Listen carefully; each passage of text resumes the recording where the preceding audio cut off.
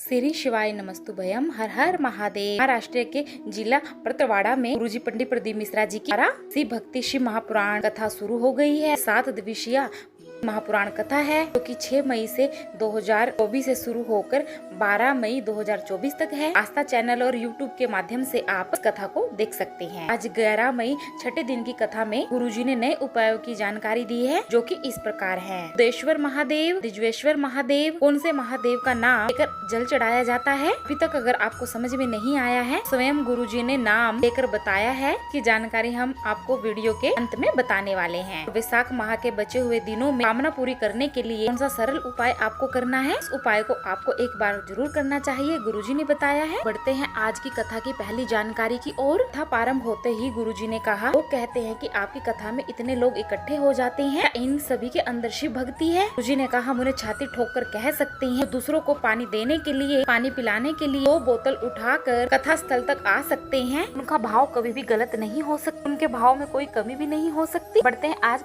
कथा की दूसरी जानकारी की ओर। व्यासपीठ पे यदि कोई बैठता है, उसका कर्तव्य है कि वह भगवान का गुणगान करे, कार्यों का प्रचार करे और इस बात का ध्यान रखे, व्यासपीठ से बैठकर कभी भी किसी की निंदा ना करे। किसी भी व्यक्ति का नाम लेकर निंदा नहीं कर सकते। छोटी सी निंदा करने वाले के ये सामने वाले व्यक्ति के पाप को हमारे ऊपर चढ़ा देती है। यदि आप भी मंदिर जा रहे हैं जल चढ़ाने या किसी अन्य कारण से, तो आपको प्रयास करना है कि मेरे मुख से किसी की निंदा ना निकले। बढ़ते हैं आज की कथा की तीसरी ओर की जानकारी के पत्र। गुरुजी ने कहा, संत बनना सरल है, सरल बनना बहुत ज्यादा कठिन है। संत कोई भी बन सकता है, सरल नहीं बन पाता। अगर आपने गले में कंठी को धारण किया है तो इसका मतलब ये होता है हमें किसी के लिए कुछ गलत नहीं बोलना है, हमारे मुख से कोई अपशब्द ना निकले, अपने मुख से किसी के लिए आड़ी टेढ़ी बात ना निकले। ये मतलब होता है कंठी धारण करने का। ये नहीं कि हमने गुरु मंत्र ले लिया और कंठी धारण कर ली दिखावा धारण करने के लिए। पढ़ते हैं आज कथा की चौथी जानकारी की ओर। खाकर आओगे तो दवा खाने जाओगे। आज का इंसान खाने के साथ साथ कुरकुरे आने दो,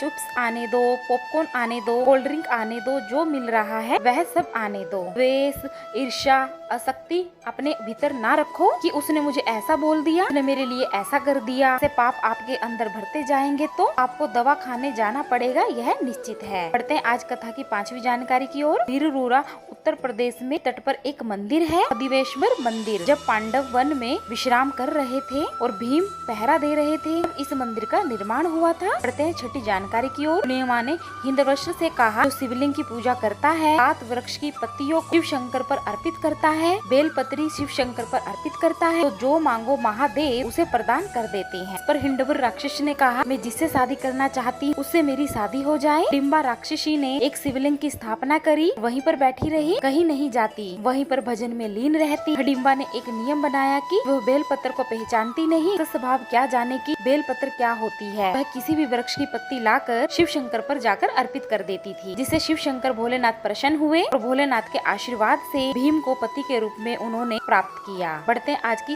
कथा की 7वीं जानकारी की ओर। शिव महापुराण में लिखा है, श्री शिवाय नमस्तुभयम बोलने वाले मुख का दर्शन कर लेने से ही 71 पीढ़ियां तर जाती हैं, उसे पुण्य तीर्थ के दर्शन हो जाते हैं। श्री शिवाय नमस्तुभयम आप बोलते चलो। बढ़ते हैं आज कथा की 8वीं जानकारी की ओर। कभी कभी ऐसा हो जाता है, शिव के समीप होने पर भी हमारा भाव निर्मल नहीं हो पाता। ऐसा लगता है कि हमारा पाप समाप्त होने में थोड़ा सा टाइम लग जाता है। कहते हैं 9वीं जानकारी की ओर। सब समाप्त होने में थोड़ा सा टाइम लगता है। आज 9वीं जानकारी की ओर। अरे पापों का भुगतान राज ऊपर भुगवाते हैं। 2 पाप ऐसे हैं इनका भुगतान इसी मृत्यु लोक में भुगतना पड़ता है। यदि अगर आपने गर्भवती नारी को कभी गाली दी है, ताने देना, अपशब्द बोलना, आड़ा टेढ़ा कहा है, यह पाप आपको इस मृत्यु लोक पे भुगतना ही पड़ता है। दूसरा है, रजो धर्म धारण करने वाली स्त्री को यदि कोई गाली देता है या अपशब्द बोलता है, आड़ा टेढ़ा कहता है, उल्टे सीधे विचार करता है, ऐसे मनुष्यों को भी पृथ्वी पर ही भुगतना होता है।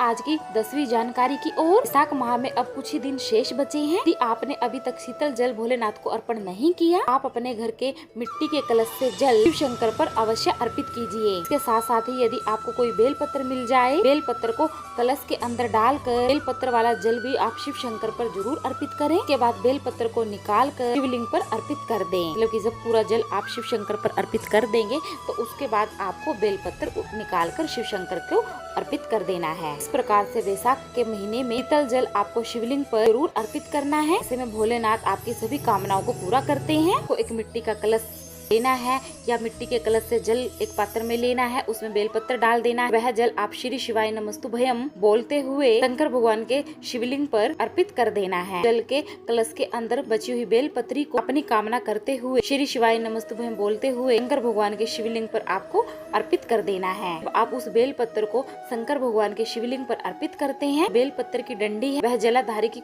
ओर करते हुए अर्पित करना है, या आप जहाँ से भी बैठ के पत्र चढ़ा रहे हैं से ठीक विपरीत दिशा में बेलपत्री की डंडी होनी चाहिए। इस बात का आपको विशेष और खास ध्यान रखना है। गुरुजी ने सभी से यह उपाय करने को कहा है। विशाख मास में इस उपाय को किया जाता है। बहुत ही विशेष महत्व होता है इस उपाय को करने से। बढ़ते हैं आज 11वीं जानकारी की ओर। हाल ही गुरुजी ने अपने सोशल मीडिया चैनल पर पोस्ट शेयर करते हुए दिजेश्वर महादेव उपाय को बताया। दिजेश्वर महादेव का नाम लेकर आपको शिवलिंग पर जल अर्पित करना है। अब यह उपाय आपको कैसे करना है आप फिर से समझ लीजिए। आज हम पहले से ही आपको यह नाम बता रहे थे दिजेश्वर महादेव, फिर लोग कह रहे थे दुधेश्वर महादेव, पर नहीं दिजेश्वर महादेव। आपको नाम अच्छे से समझ में आ गया होगा। महादेव का दुजेश्वर महादेव का नाम लेकर चढ़ाने की शुरुआत आपको वहाँ से जल नीचे की ओर गिरता है स्थान से शुरू करना है। स्थान से जल लेकर आपको शिवलिंग के गोल कटी भाग पर घुमाकर जल को आपको अंतिम छोर पर लेकर जाना है। वहाँ से भी जल बैठकर आप अर्पित कर रहे हो तो गोल घुमाते हुए ऊपर की ओर शिवलिंग पर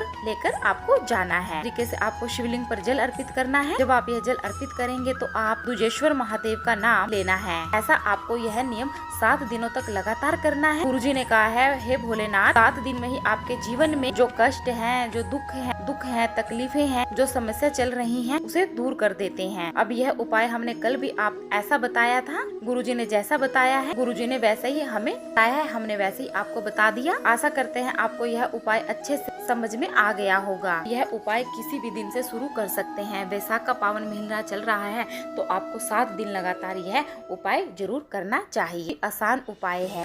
कथा की आज की 12वीं जानकारी की ओर। गुरुजी ने बताया कि छत्तीसगढ़ में 2 शिव महापुराण कथा रखी गई है। इस मई के महीने में 2 शिव महापुराण कथा में से पहली शिव पुराण कथा का नाम है गौरी शंकर शिव महापुराण कथा। शिव महापुराण कथा 16 मई से 12 मई 2024 तक दोपहर में 2 बजे से लेकर शाम के 5 बजे तक रहेगी। आस्था चैनल से और यूट्यूब के माध्यम से को देख सकते हैं, सुन सकते हैं। इतनी छोटी सी जानकारी। अगर आपको वीडियो पसंद आई है तो प्लीज वीडियो को लाइक करें, चैनल को सब्सक्राइब, कमेंट में जय माता दी, हर हर महादेव जरूर लिखें। श्री शिवाय नमस्तुभयम।